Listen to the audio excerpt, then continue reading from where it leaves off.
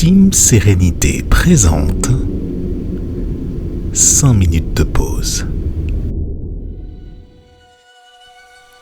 Installe-toi confortablement sur une chaise ou un coussin de méditation, un fauteuil ou à même le sol.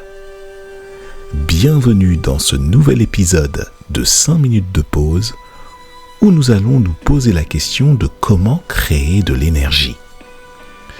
Cet épisode est le premier d'une série qui va nous mener de la densité, de la matière, vers le très subtil. Il existe donc plusieurs angles d'approche sur lesquels il est possible d'aborder la question de l'énergie. Nous resterons sur notre grille de lecture sereine pour l'épanouissement de l'être selon ses piliers de santé et de spiritualité. Prenons donc le temps de pointer ce qui est sous-entendu derrière la notion d'énergie, quand elle est mise en lien avec la densité de la matière et l'être que l'individu incarne sous toutes ses dimensions. C'est très simple. Lorsque tu te déplaces en voiture, en transport en commun, à bicyclette ou même à pied, il est nécessaire pour toi de mobiliser de l'énergie. Ce phénomène qui réside dans la matière a pour but ultime de faire évoluer les forces qui la composent pour faire passer cette matière d'un état à un autre. Cette matière est elle-même remplie d'énergie selon les principes de l'unité divine. Celle-ci demeure statique et attend d'être propulsée ou tractée suivant la disposition qu'on lui impose.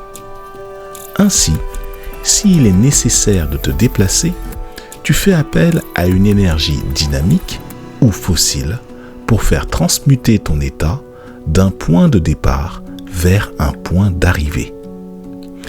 Il est possible d'entrer dans les détails ondes-corpuscules pour comprendre à un niveau quantique tout ce qui occasionne ces mouvements avec une dimension temporelle. Nous resterons pour cette explication au niveau le plus dense que l'être humain est amené à expérimenter dans son vécu.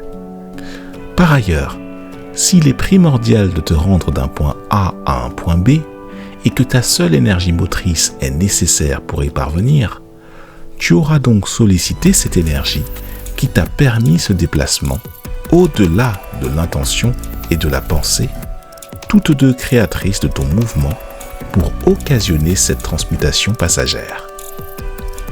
Il est donc crucial, selon cette grille de lecture, de constater que l'être humain ne peut solliciter l'énergie si son libre arbitre et son intention d'en faire quelque chose n'est pas sollicité.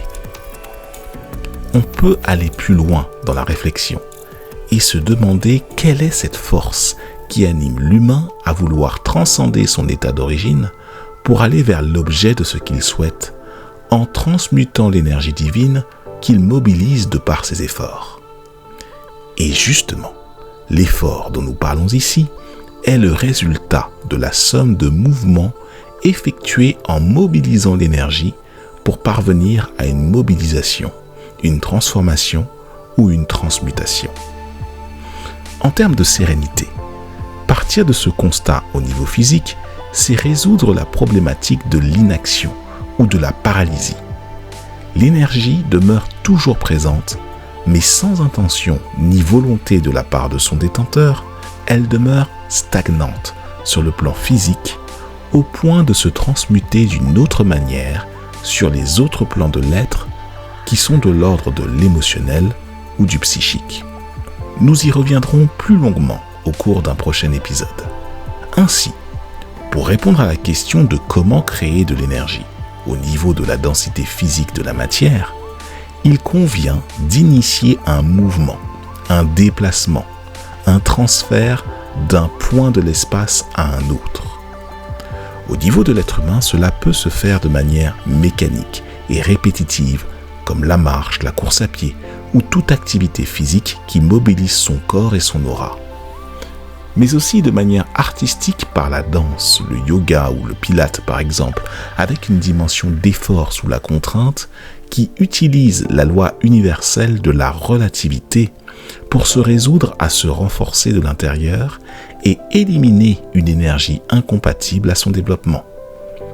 En d'autres termes, mets-toi en mouvement sans délai afin de transformer ce qui stagne en toi en hormones réparatrices qui renouvellent en profondeur tes cellules et fait évoluer tes perceptions de toi-même sur le plan physique.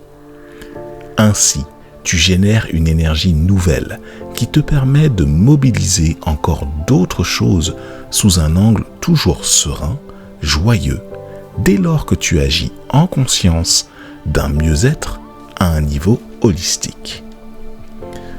Dans le prochain épisode, nous aborderons l'énergie sous l'aspect du corps émotionnel et de sa connexion très intime avec les dimensions physiques du corps. Abonne-toi à la chaîne de la Team Sérénité. Retrouve-nous sur teamserenity.com ainsi que sur l'ensemble des plateformes de podcast. Lien en description.